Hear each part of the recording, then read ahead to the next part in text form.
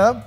When I was growing up, my perspective was different. Now, when I'm older, my perspective is different. So, here we are, Mowgli, Legend of the Jungle, Andy Circus. It's so good to have you. It's a very, very special moment. Okay, great. That rule of no flash has clearly gone out of the window, probably into the jungle. Andy, I'm going to give you the mic. Hello, everybody.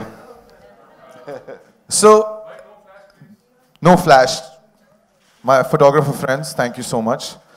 Andy, it's a very special story. It's intrinsically an Indian story by Rudyard Kipling. But today, it's a very special occasion because the world is going to witness, there's a premiere in the evening, and it's a big Netflix premiere of a Hollywood release happening for the first time in India. What are you expecting? I mean, I'm just thrilled beyond belief. It really is a dream come true that we are opening this film here. You know, to bring this film back to its root source, to tell this story, you know, an interpretation of which I believe has never been seen in the country that inspired it, is absolutely, it's so exciting. And you know, this would not have happened were it not for Netflix acquiring this movie. And when we were conceiving the film, when I began to direct this film, I always imagined it as having a global reach as a story. It's a really international story. And the tone of this movie is much closer to Rudyard Kipling's book than other versions. I mean, people's preconceptions about Jungle Book really come from the 1967 animation. A lot of people think that's where it was. That's where the story came from. They have no idea it's connected to India, and so it was very, very important to me to make this story, which was very closely linked to Indian culture. In fact, the first person who collaborated with me on the movie was Nitin Sawhney, who is an Anglo-Indian composer, a world musician. He's absolutely fantastic. He wrote the score for Mowgli. It was imperative that this was, you know, in this day and age, you can't make a movie with this subject matter and not ground it in Indian culture.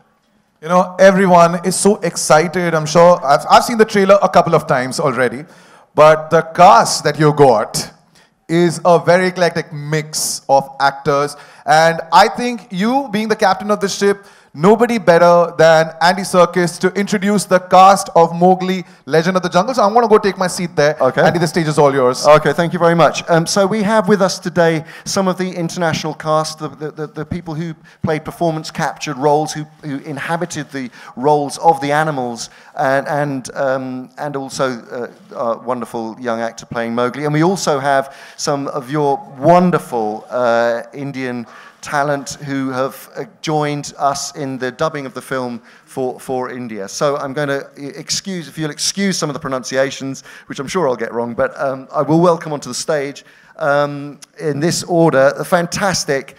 It was such an honor to work with him. He is a genius actor, a world-class act, and who I've known for many years and had the great honor of working with before, now twice. But when he came to this project, he absolutely blew us out of the water with his performance as Bagheera. If you'd like to welcome on stage the wonderful Christian Bale.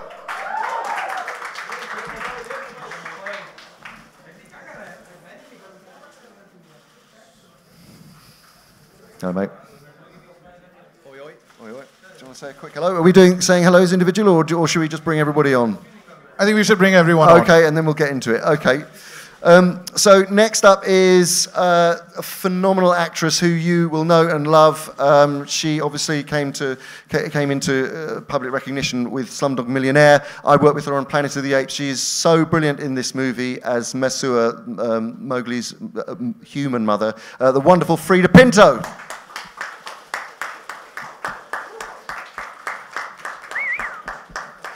Next up is someone who I know a little bit. His name is Louie Ashbourne Circus. I know him because he's my son, and he plays the part of a small little albino wolf in this movie who is quite sweet, I would say that. But he's now a grumpy teenager. Here he is, Louie Ashbourne Circus.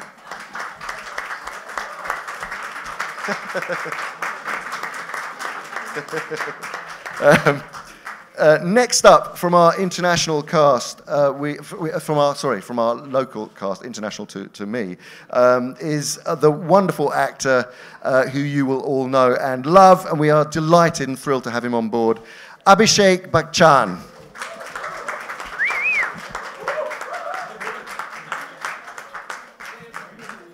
Hi, Abhishek. Lovely to meet you. Thank you for having me. Thank you very much. And then next up, the incredibly talented, wonderful actor who you will, again know incredibly well, Anil Kapoor Khan. Anil Kapoor. Anil Kapoor.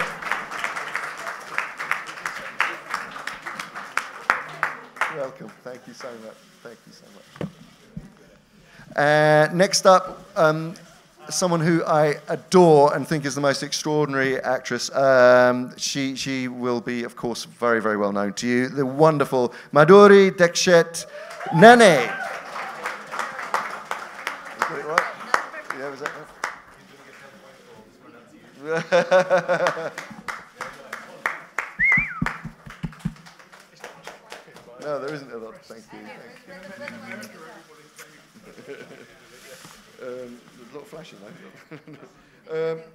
And then finally, we have with us today a young, talented actor who will steal your hearts as the central character of Mowgli. He really has done an extraordinary job. He was dedicated through this whole process. This was a very, very long job, and he stuck with it all the way and gave every single ounce of himself. I'd like to introduce to you the very talented Rohan Chand.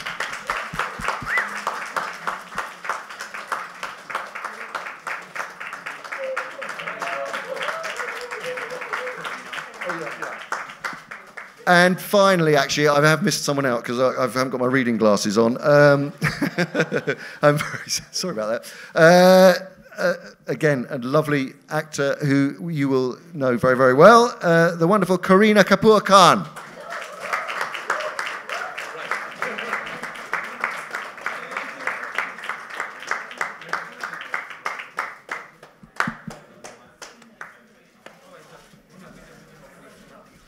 All right. Hello. I would request this one. I mean, what a cast, ladies and gentlemen. What a cast.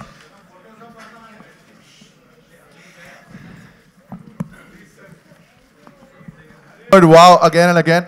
I'm going to stand here and performance capture, acting, the voices of this absolutely fine cast. It streams on Netflix on the 7th of December in a language of your choice. There's Tamil, Telugu, and English, and of course, Hindi. But I think I want to start with Andy. Andy, I have grown up with this story like a lot of us. I have grown up with this book. I have grown up with watching it on television. What makes Mowgli, Legend of the Jungle, now in 2018, so distinctive from all the adaptations? I think one of the most important things about this version that does separate it or differentiate it is a really it's really searching for the heart of Mowgli. I think in many other adaptations, it always seems like Mowgli is sort of almost left on the side while the animals do star turns, and that it's a sort of he's part of the story but not central. We wanted to make a Mowgli-centric story, and it's about his very complex psychological, emotional journey of self-discovery in a world. And caught between two worlds which are changing, and that's really at the heart of it. And it is so tonally, it is closer to the book as a result. It feels that book had that, and sometimes some of the adaptations haven't really gone as far as they can to really extract that visceral sense of what it is to be caught between, to not have a real sense of belonging, and that's what hopefully the audiences will relate to in this modern context. Kristen, my next question would be to you. A big Netflix Hollywood release. The premiere is happening in India. How does it feel? Have you gotten used to everything here in India, which is different? No, but it's just the very, very tip of the iceberg. I filmed here before in 2011 in Rajasthan, in Jodhpur, with The Dark Knight Rises. And then I brought my family out here. We've been here for 4 days. We travelled through Delhi and Agra and Jaipur, and then just arrived here in Mumbai. And tiny scratch of this incredible country, which has sort of a world within itself. But it's so appropriate for Mowgli to premiere here. All right, and Rohan. Hi. I like your hair right now too. All right, Rohan. It's a very, very, very famous story. Literally every single person in this room and across the world knows this story. People have played Mowgli before. How long did it take for you to get into the character? Like, did you put in a lot of years, probably getting ready for this character of Mowgli, which is iconic?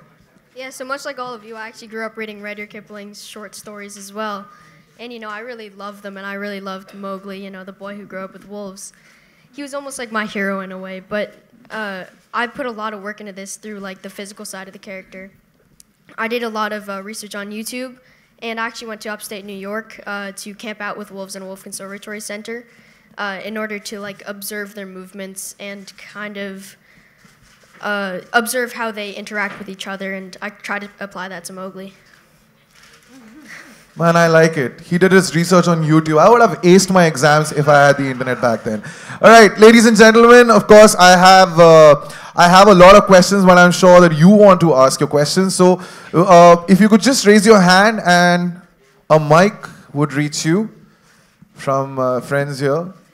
Yes, there's a question. Yes, you could start from here. Questions for Andy, actually. I know Suren just asked you about Jungle Book in the modern context, but my question is actually a variation on that. What would you say is the relevance of the story today, especially with the whole sort of man-animal conflict, conservation, the environment? There's like kind of sharks, Jaws made sharks scary. Is there a possibility that kids might be afraid of tigers after this? I'm just wondering about all these sort of things. And the film does have layering about these things. Yeah, I mean, I think that our version of the film does. First of all, it digs into the notion of what it is to be an outsider. That is perhaps the most important aspect of the film. What it is to feel displaced. What it is to not feel that you belong anywhere. And that's why I think it will resonate. We live in a world that is full of people who are told to find differences in others rather than accept others. And that is one of the things that I think is incredibly powerful about this story of belonging. I think on a sort of very small kind of political level, you can't make a version of the Jungle Book now in 2018 without recognizing when it was written, where it was set, the history of the time, and we've tried to bring that to bear in some small way in the film, in the way that in the human relationship to the jungle, in the terms of colonization, in the terms of the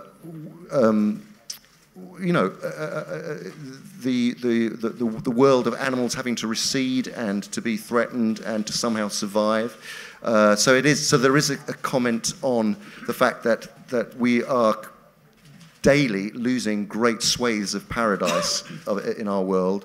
And historically, when Rudyard Kipling was writing this book, and what he means, and I firmly believe that his DNA is part of this storytelling. This boy that was brought up in India, whose first language was Hindi, who then was sent away to live in a foreign land.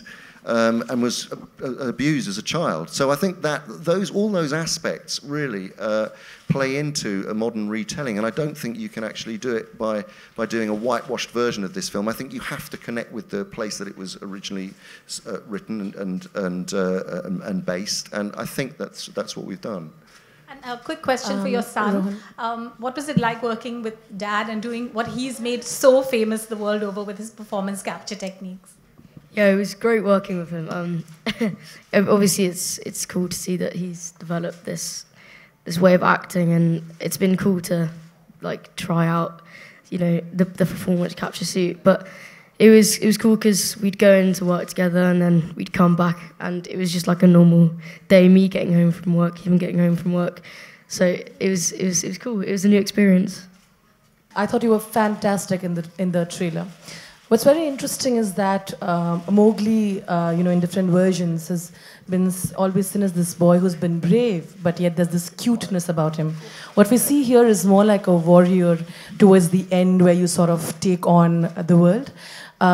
Did you ever think, if you read books, that you would sort of be portraying this version slightly darker, slightly more fierce in your research or whatever you thought you would do it? Well, I mean, for a boy growing up in the jungle, you would kind of have to be kind of fierce, you know, to compete with these animals and everything. But also, I think our movie is kind of closer in tone to Rudyard Kipling's book, which it goes kind of deeper a lot with the characters. And also, like, something that I really like admire about Mowgli is really just his perseverance, because, you know, obviously he was dealt a very bad hand in life, and I mean, his parents were killed in the jungle when he was just a child, and stuff like that. He just keeps getting obstacles thrown at him over and over and over again, but he still manages to find a way to just like push through those obstacles. So I think that's really amazing about him. My question also, thank you so much, Rohan. My question is for Mr. Anil Kapoor.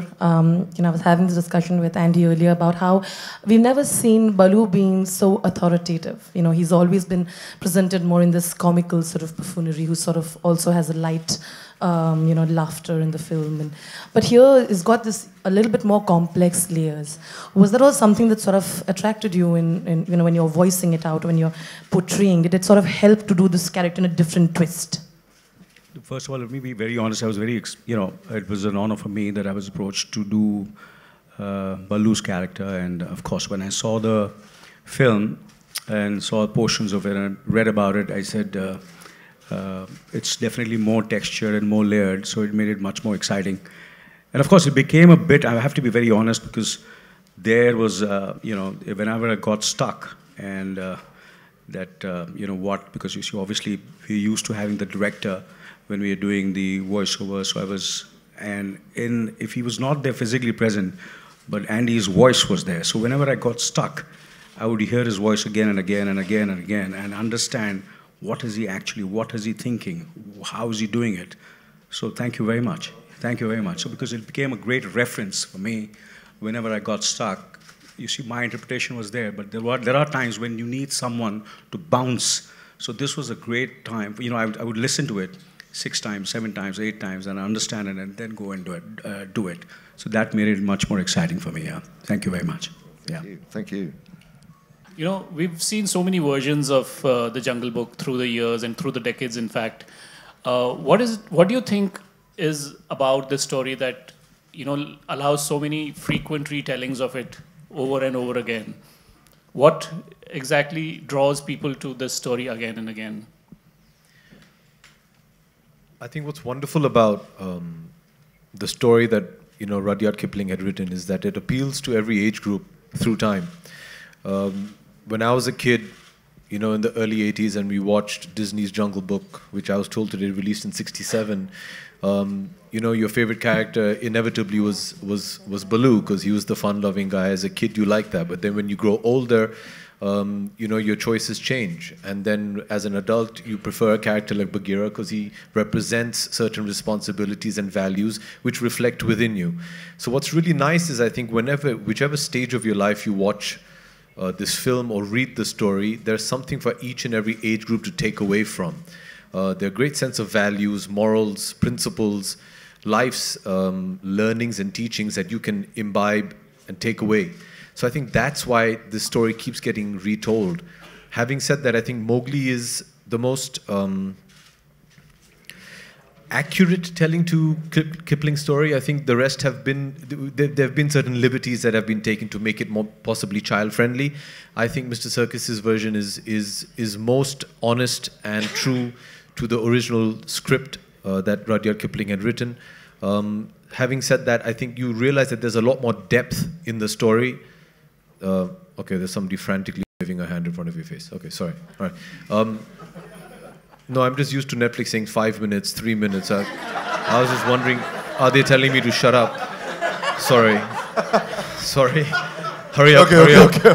It's a 30-second bite. Not from Netflix. Yeah. Okay, sorry. So, so I think you realize that there's so much more depth and layering to this story than what we initially thought when we saw it as children. And I think this representation of the story is most accurate of that, and that's why it appeals across time. Bagheera is a Black Panther, but he's also mentor and friend to the man cub Mowgli. So how did you prepare for this role, and was there pressure in adapting Mr. Circus's interpretation of Bagheera? No pressure at all. I mean, Andy, we first met when I was 19 years old. He's always been a phenomenal actor. And then he's really mastered this whole performance capture thing, which when you first start it, you think, what are the secrets? What are we looking for? There's always those elements that you're not sure what the priority is, but he could guide me on that. And eventually it just comes down to it's acting. It's just like anything else. It's just different distractions with performance capture than anything else. Bagheera is really fantastic character. It was really about observing panthers, trying to get the movement down. With performance capture, you get to act directly, with Andy and with Rohan, and we had a great sort of 3-4 crazy days of doing that, but it affects your performance completely. It's fascinating. It's a new world of possibilities of what an actor can transform himself into. What I would like to know is that you have a knack for completely physically and emotionally transforming into any character you play. But unlike many great actors alike today, you also started out as a child actor like Rohan, perhaps 12 or 13 when you did Empire of the Sun. So is there any point when perhaps a saturation sets in or you feel like you need to take a break considering the demanding roles you do? Yes. But could you elaborate a little bit on that, please? No, sorry. No. I didn't hear the last bit. Could you elaborate on that? Could you elaborate on that? Elaborate? Yeah, you just got to stop acting, be human. But Rowan's got tons of different interests. He's a really intelligent kid, way more intelligent than I will ever be in my lifetime. And just being curious about different things, and that informs being a good actor. You got to walk away from it. You got to walk away from films. I imagine every actor up here will say that. Acting itself doesn't lead to better acting, life and living that, and so enjoying your downtime. And I'm always someone who I'm kind of kicking and screaming before I go work. I don't actually love working. I love not working. And then when I start working, I love working, and I never want to stop that. So I like whatever I'm doing, but I've recognized that if I don't have downtime, you start to just sort of act like other actors instead of acting like people. Usually आप लोग जो dubbing करते हैं वो basically अपने किरदारों को जो किरदार आप लोग खुद जीते हैं उनके लिए करते हैं. यहाँ जब आप मतलब जो किरदार जब अलग से डब कर रहे हैं जो आपने निभाया नहीं है वो कितना आसान या मुश्किल होता है comparatively? How was it being the Python? Giving voice to the Python. Yeah, giving voice to the Python. You haven't spoken, so please. मैं हट जाता हूँ. मेरे को पता है मेरे को मार पड़ेगी. 1 second. Good enough, you guys? You can see? Yeah, please, Kareena. Well, of course, from the roles that I've played normally, which has been, completely different to what Ka's character required. I think I enjoyed this a lot more because I found her voice very, very powerful, very, very, it had to be slightly hypnotic because she kind of hypnotizes Mowgli and, in a way to take his decision, and shows him the way, to his journey, the path. So obviously it's slightly hypnotic, slightly seductive, very, very powerful. I felt like when I was dubbing, I felt like, I don't know, I was like on stage. I had to be slightly more theatrical. The voice had to sound like it wasn't me. So I actually enjoyed doing it. When it was over, I was like, God, why weren't there more scenes? Madhuri, ma'am? I think it was great doing this because the actor who actually played the original character of the mother, Miss Harris, she did a brilliant job. And all I had to do was just use my voice and her expressions and just get the flow of it. It's a beautiful character. It's that of a mother who accepts Mowgli as a child. He's very different from their clan. He's a man cub. And yet she goes out, she's generous, she is loving, she's giving, and she accepts him as his own.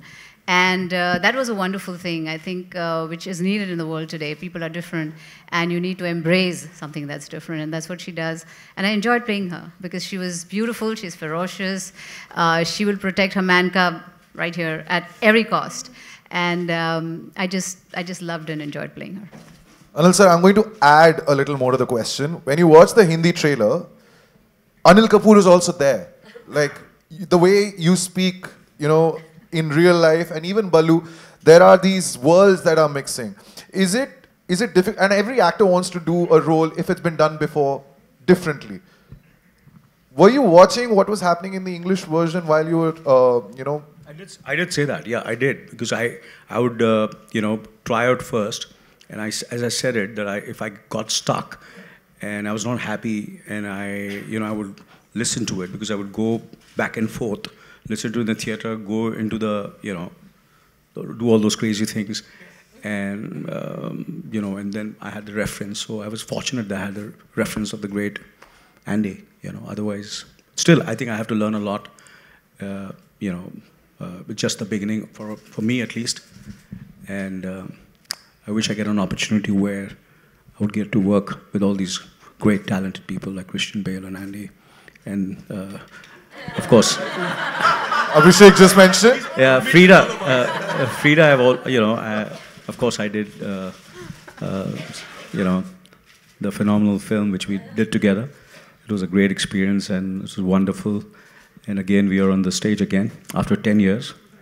I hope this is winning awards, basically. No, it's not the award. I think more important, we should not think about the awards. I think it's the more the people see it and enjoy it and remember it. I think that's what our reward is. Yeah. Sir, was it easy? No, not Louie, not you.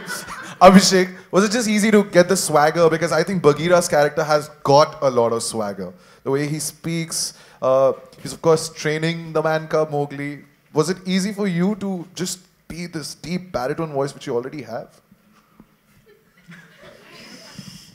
Ooh, 5-mark question. No, it was very, very challenging. What was liberating about this entire exercise is, I think for the first time, in our films, in our industry, there is a huge element of your personality that you always bring to a character, which is probably not prevalent in the West. In Indian cinema, that's almost a prerequisite. What was nice is you got liberated because you got to be an entirely new character and you weren't confined within those boundaries. What was really nice is, I wasn't playing a human being, so that was new. And keeping that in mind and keeping the way Mr. Circus had designed the character, the way Christian had performed it, and then to try and Indianize it, that was very challenging. Also, to fit linguistically Hindi into an English dialogue is very challenging. They're two completely separate languages which have a different tone, a different meter. So that was challenging. But I think in terms of, to answer your question, I think these two gentlemen brought in all the attitude and swag that Bagheera needed. We merely tried to live up to the standards that they had set. You have from Dark Knight to the Black Panther. If you can take us through the voice modulation that you work on. Because I remember in one of the interviews you said that your wife was initially, when you said that you did the Black Panther voice, she wasn't really amused with it. But if you could just take us through how you work on your voices.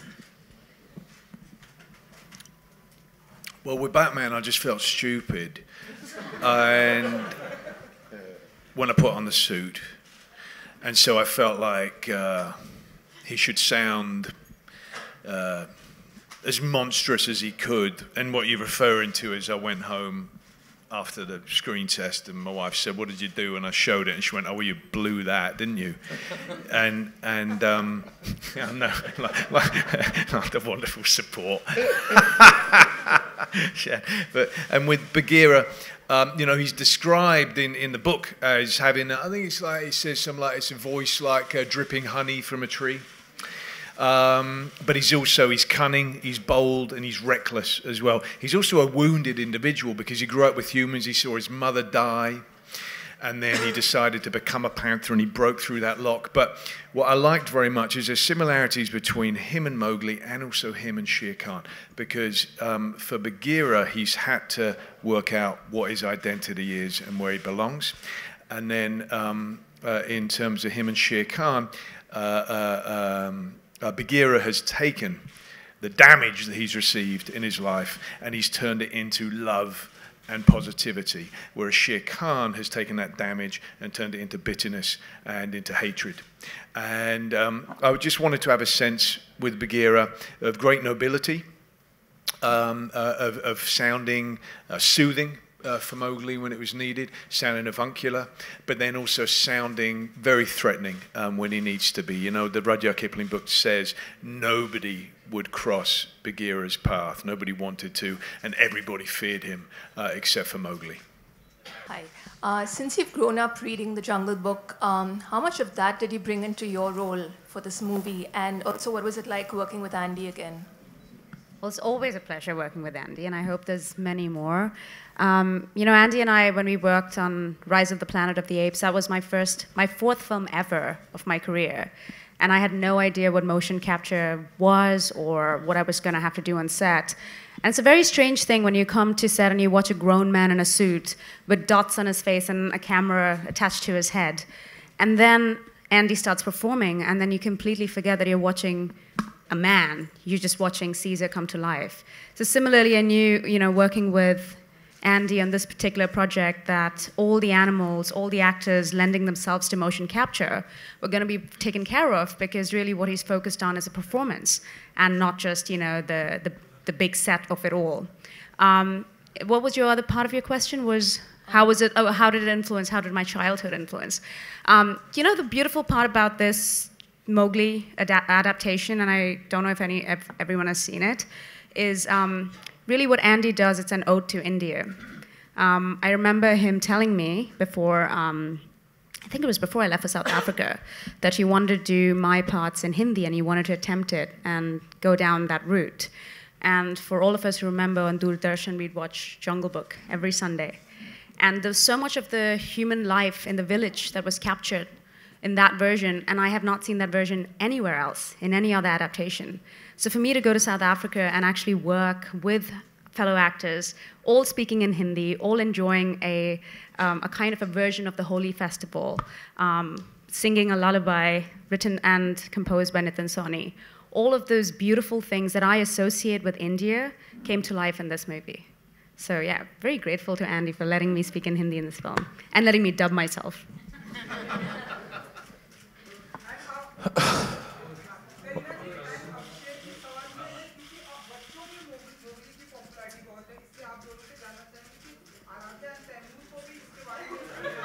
Okay, that was bound to happen. I didn't hear the question.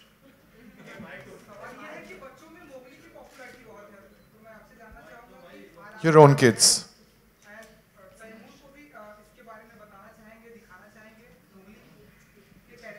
हाँ जी. You want to repeat? Yeah, I mean, he's 2, so not... He's 2. For you, he's 2. And? So not right now. Not right now.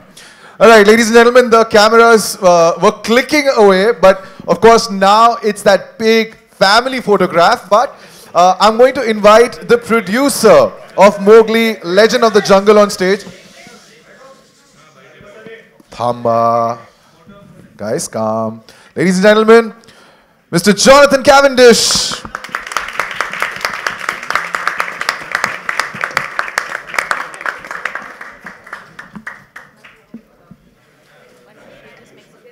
Yes, now I'd request the cast if they could just step forward. That's okay.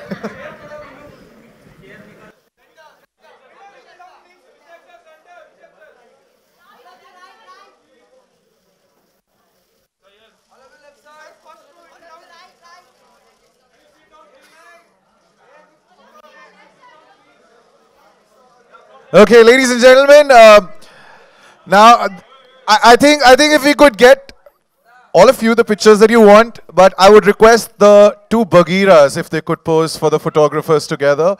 Of course, Abhishek and Christian, if you could pose. If you could just step forward, Christian, Abhishek.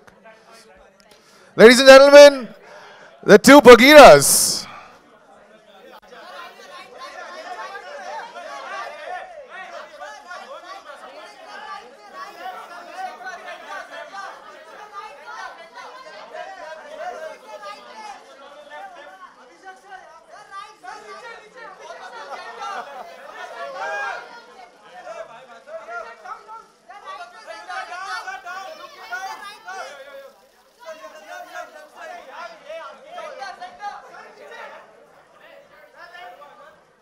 Wow.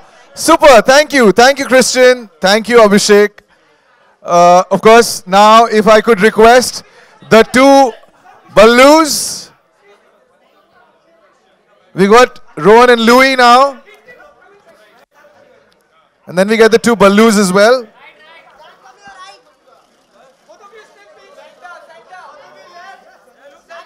Much. I would request the ladies of the film, Frida, Kareena, Madhuri.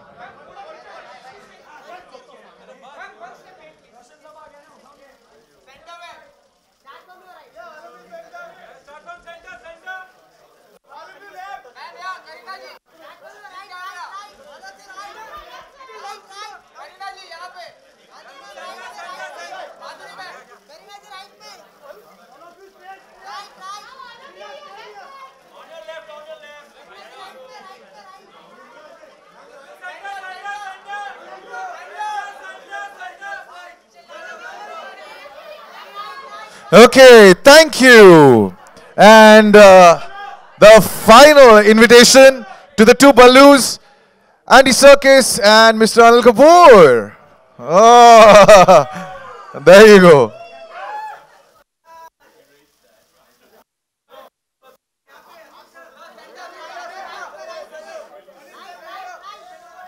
That was motion capture, wasn't it?